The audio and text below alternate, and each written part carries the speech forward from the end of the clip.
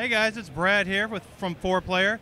We just got through checking out XCOM Enemy Unknown, and I'm here with Pete Murray from Firaxis. How you doing, Brad? Hello, Pete. So I guess the first question would be, it's been a long time since there's been an XCOM game, and last I checked, Firaxis didn't make the old one. So I guess my question would be, y'all do have a long history of making strategy games.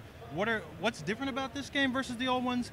And as Firaxis, and what are y'all bringing to the table, knowing y'all's history of working on the Civilization games? Well, there's actually a fairly direct link between the old days of Microprose and Firaxis itself. Yeah. So Sid Meier, founder of Microprose, is also the founder of Firaxis and our creative director, which is why he was in our demo today. Yes, yes. And Jake Solomon, who's actually the lead designer of XCOM Enemy Unknown.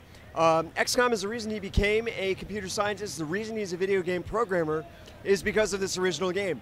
So we're all huge fans of that original game. And despite suing Civilization, when we had the opportunity to remake XCOM, something very close to that original game, that was something Jake was super excited to do, and we were super excited to get a chance to work on as well.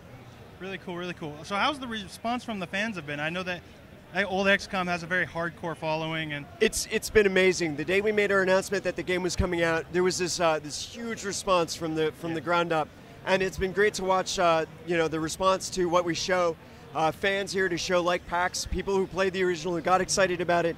You know, they get to see a lot of the really wonderful moments from that original game are recurring in XCOM Enemy Unknown, and we would just can't wait till we come out in October and people get a chance to see it for themselves. Cool, cool. Now, I've definitely played the old XCOM games, but not a lot.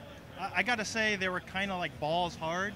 My question is, you know, these old hardcore fans, are there going to be any like hardcore mode options? Oh yeah, absolutely. Satiate the masochistic needs of the old fans? We feel that it's important that you have an XCOM experience available to you that will completely kick you in the butt. Good. And so we've got a couple different possibilities. Cool. We've got some different difficulty levels. Our biggest difficulty level is called Impossible, and it is in fact impossible to win the game.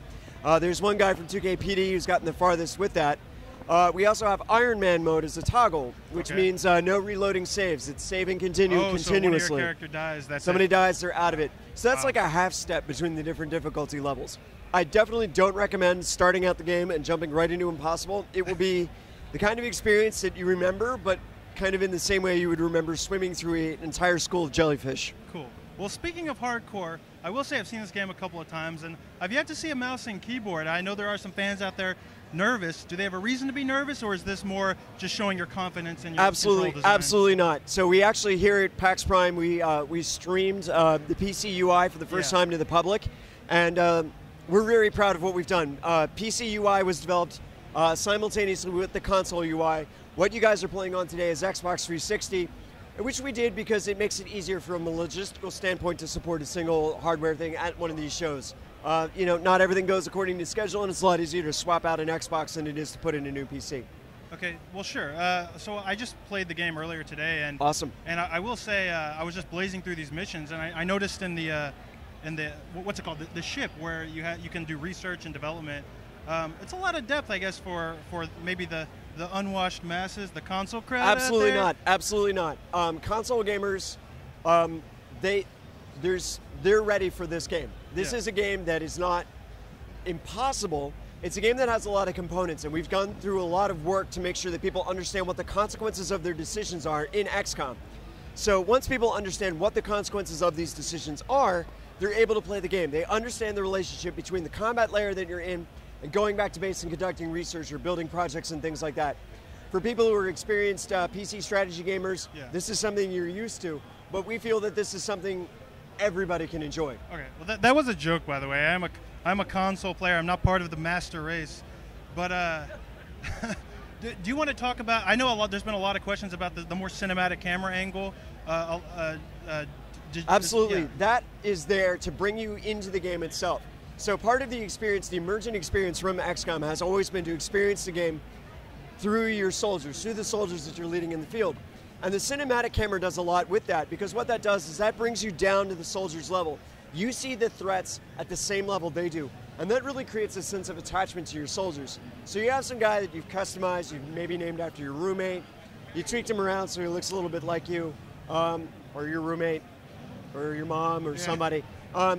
Seeing them down at that level that really does a lot to raise the stakes for you in the game itself. Well, that's interesting because, like I said, I'm a console fan, and that actually reminds me of a lot of old Japanese strategy games like Advance Wars or Fire Emblem or like Front Mission, where when you went into a battle, it went into like the cinematic moment, and you did get really attached to those characters. And if you've ever played Fire Emblem, just like in XCOM, when your character dies, he's gone for the game.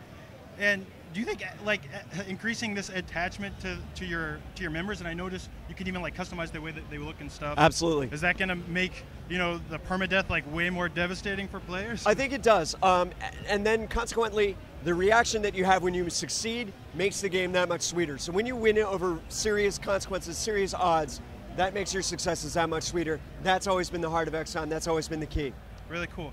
Well, okay. Well, in the demonstration y'all showed today, you already mentioned the Sid Meier thing. I noticed he came out and he immediately started using mind control. Is this something that the rest of you are trying to say about his control over you guys at the studio? He usually doesn't wear the psi armor around the office. He's really more of a polo shirt kind of guy. All right, well, cool. Is he going to maybe be an unlockable character in the game? That was something Jake said. He wanted to add Sid into the demo for this. Jake has been working with Sid for years and really wanted a chance to sort of show how much he appreciated what Sid has done for him and for the game. All right, cool. Well, the game looks great.